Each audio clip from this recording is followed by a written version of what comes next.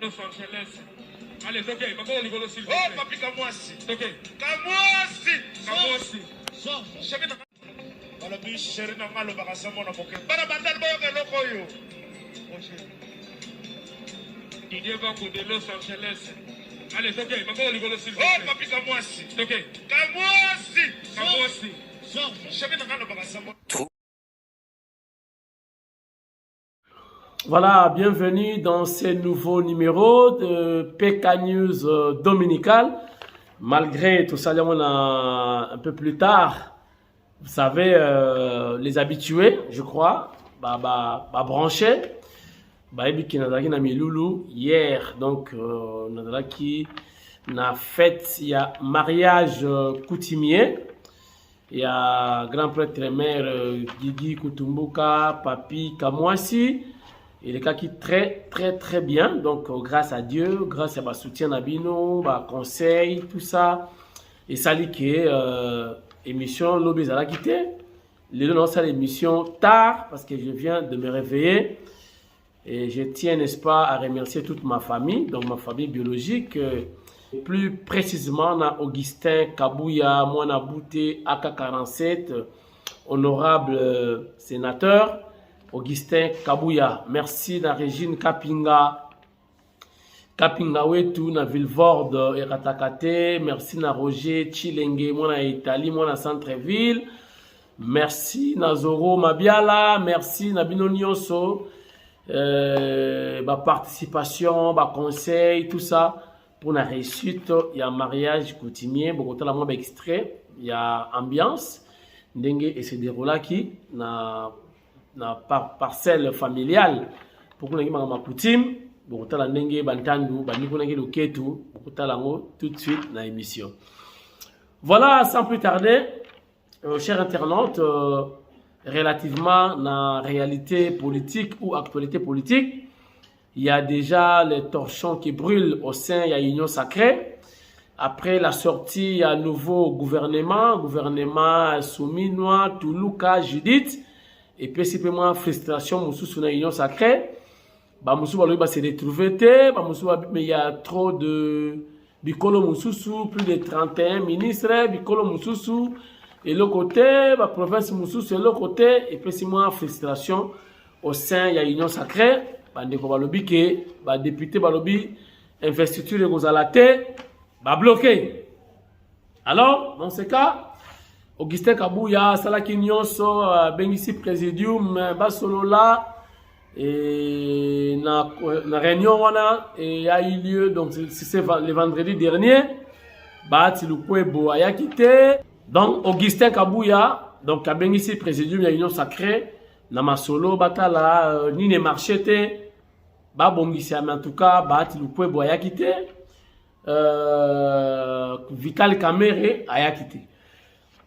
Bon, tu as évité que tu as député Moussouba 20 millions de dollars avant d'investir le gouvernement. Il y a Judith Toulouka. Information aujourd'hui, parce que on peut avoir une systématique. Comme on a là, c'est quoi toi tu as moins pression. Tu as moins pression. On peut savoir moi quelque chose. On va dans le pouvoir, on va diriger, mais peut se retrouver à la miette, parce que dans la politique, il n'y a pas de cadeau. Politique, il y a un intérêt. Bon, toi, accompagné Bino IDPS, bon régnier, tu as Bino poids, union sacrée, si tu as le gouvernement, tu as limité. Non, tu n'as pas salati. Donc, bloqué, Kabouya, Augustin, le CG, l'honorable, à Solagina Bango vendredi. Je vous rappelle que Vital Kamere, Bahati Lukwebo, Bayaki na bangote. Tu éviter ni le Koya semaine prochaine parce que c'est déjà fixé le 15 juin. En principe, déjà, nouveau gouvernement, il faut pas qu'il y ait un appareil du peuple qui prête serment pour investir le bango. Est-ce que Kozala, est-ce que Kozala te, est-ce que Kosimba, est-ce que Kosimba te, est-ce que le blocage va continuer, est-ce que Augustin Kabouya est capable de décanter la situation. Donc, total, dans les prochains jours. Fausse rumeur sur le décès à général Kanyama. Moi, c'est ça démenti. Alors, papa Naye se porte bien. Général Kanyama, oh, c'est la 5e fois que c'est la Raya à Koufi. Il peut dessin animé à Koufarati. Le long dimanche, lundi, tu proposes à Rabino la semaine du président. Mais na zone qui sont moi avant, totalement à l'autre semaine, il y a président Dengue et Soukaki. Mais en principe, na tchango lundi, mais bon, la même semaine, il y a président. Regardez. La semaine qui s'achève a été marquée par la publication officielle du gouvernement de Madame le Premier ministre Judith Suminwa au terme d'une ordonnance signée par le président de la République Félix Antoine Tshisekedi Tshilombo. Il s'agit d'un gouvernement de 54 membres qui compte aussi vice-premier ministre, 10 ministres d'État, 24 ministres, 4 ministres délégués et 10 vice-ministres. La grande particularité est que la femme au sein du nouveau gouvernement a franchi la barre de 30%. Au total, y compris Madame le Premier ministre, le nouveau gouvernement compte 32% de femmes. Un effort considérable, une avancée énorme par rapport à l'ancien gouvernement qui comptait à peine 18% de femmes. Beijing abrite au mois de septembre prochain la 9e édition du Forum de la coopération Chine-Afrique. L'annonce a été faite par l'envoyé spécial du gouvernement chinois Liu Yuji, reçu à la Cité de l'Union africaine par le président de la République Félix Antoine Tshisekedi Tshilombo. L'émissaire du gouvernement chinois a mis l'accent sur le partenariat stratégique entre la Chine et la RDC, particulièrement dans les domaines économiques, sociaux et financiers, ce qui justifie l'invitation adressée à la RDC pour sa participation à cette grande rencontre, a indiqué Liu Yuji. Le Forum de la coopération Chine-Afrique se veut un espace de discussion pour une plus grande coopération économique entre les différentes parties. Un réaménagement a été opéré à la tête de l'Agence nationale de renseignement. Au terme d'une ordonnance, le président de la République Félix Antoine Tshisekedi Tshilombo a nommé Justin Inzoum Kaziak, administrateur général de l'ANER, le poste qu'il avait déjà occupé. Il sera secondé par Augustin Moulumba Nsabwa, nommé administrateur général adjoint. Je vous disais qu'à moi, si à Salaki mariage coutumier, lobby, bah image professionnelle dans le yété, mais bah image à ba téléphone, oh bah filmer, on a proposé bino en attendant vraie image, où yo aimé Kasaka, à monter, je crois d'ici 4 matin, à routine de la biso, résumé, il y a événement les kaki. Et total en gros, l'esprit a bien, c'était en famille parce que le 30 juin, Ndemakam. Donc le 30 juin, mariage religieux et puis la salle, soirée dansante, voilà, soirée dansante, dans mariage religieux. Total extrait, les cas qui lobby, il y a qui vraiment en famille. Regardez.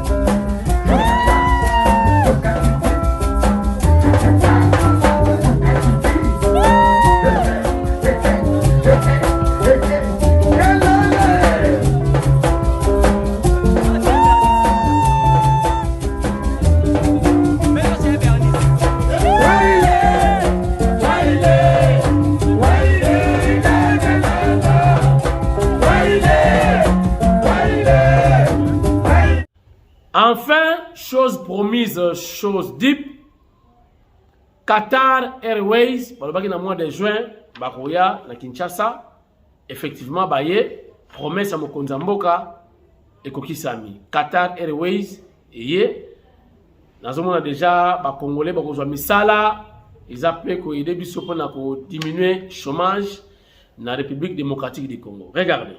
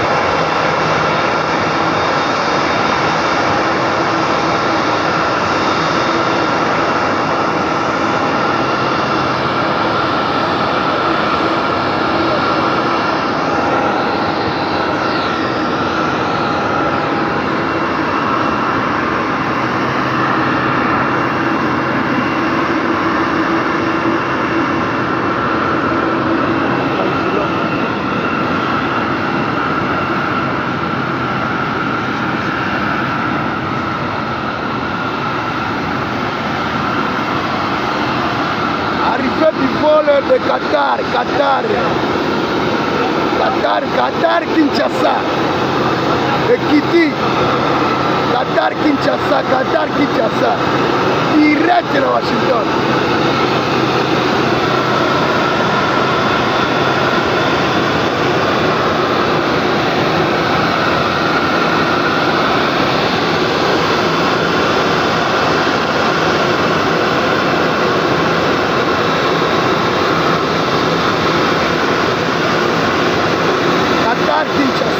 Kinshasa, Ekiti Angoyo, comme le Telemi, sans problème, Ekiti la carte aéroport international de Ndine, dans 7h48 minutes, Qatar Kinshasa. En tout cas, le comme bien. La Cameroun est très bien. On va dire Kitaka. Oh, boy, ça, mon client, Fatibé, Béton. Pasteur Barouti, deuxième information, vraiment Barouti a Koufi. Paix à son âme. C'est depuis hier, information wana Ekoyaki, la ville de Kinshasa. Bon, nous avons rappelé que Balé, Basali Bina Dio, Maïs, na Yves, contre Alinguet Gilles. Bon, Makamwana c'est ici là. Makamwana, ils allaient mis dans kiosque parce qu'il y avait d'autres journalistes qui passaient dans le kiosque pour la pression. Na batu. Bon, bah c'est clair. Boye bato ba sala musala. Boye bon. Viens, toi aussi dossier na yo ha. Toko beta la na kiosque. Eh moye ba petit nanga. Bobenda. Ezalaka. Mais lelo Makamwana a un impact té. O eza époque mususu, o eza makamo mususu. Botika Jules Alingeti Kei calme. Mais Yves Botika Jules Alingeti. So ki bazui bino te, bo proposa ki bazwa bino, bo koma na communication ya Jules Alingeti. Jules a ebisi bino place ezate, ba communicateur, to ba journaliste, basi ba koki. Yango des problèmes. Bolingo zala partout. Bon confondre ma politique na musique te. La musique est makara mutusu. Oh la politique. Donc bon ça la très attention. bozo betango bien te elengi te RVC que boza na haine boza contre Jules Alingeti Kei IGF pour rien dans boleli lino pourquoi asali bino nini et puis boza mibale boza muke époque de bino PC les cas époque les cas banya ou bakufa époque na bino eleka botika Jules Alingeti Kei boza na ko apprendre na président de la République te pona Jules Alingeti président ayebi Jules ayebi président bango mibale bayebani intérêt général eza na kati siko ya bino nini soki bazwi bino te boluki bato mosusu baministre babemi ya sikati bokende koluka bolobelaka bango botika Jules Alingeti calme.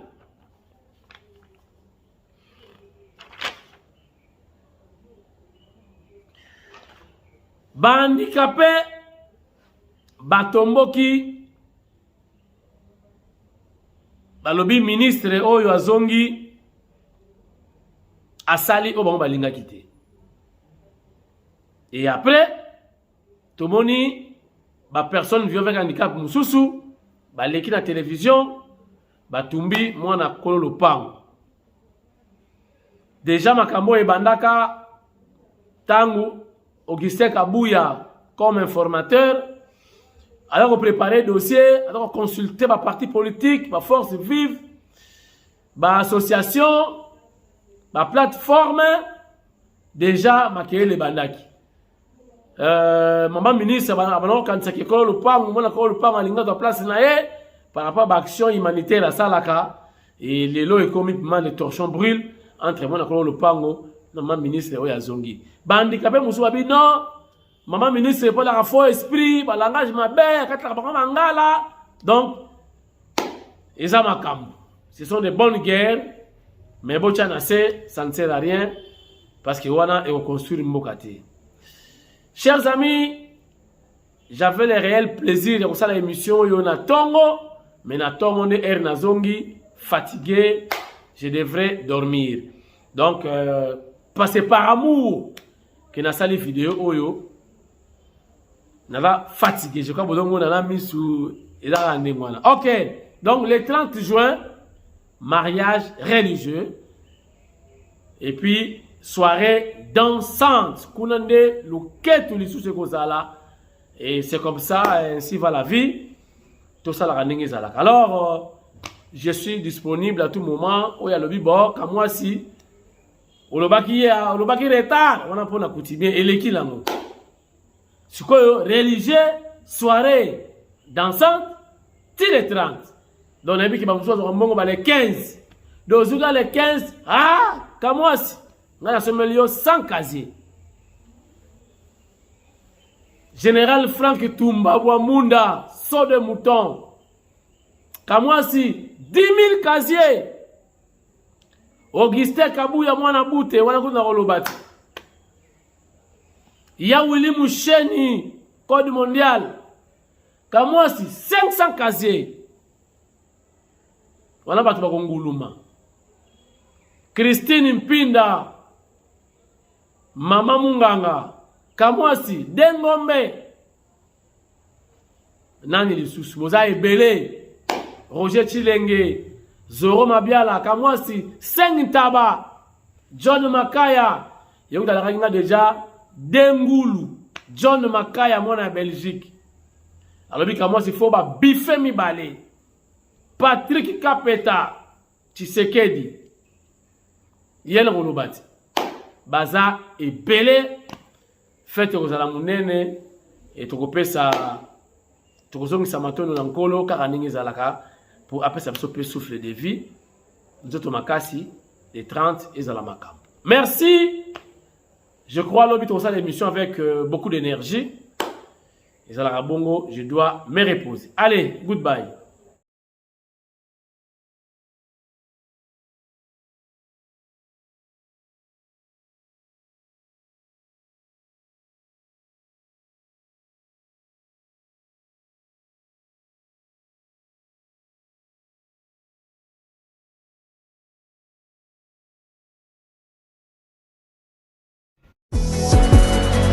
Passez à autre chose.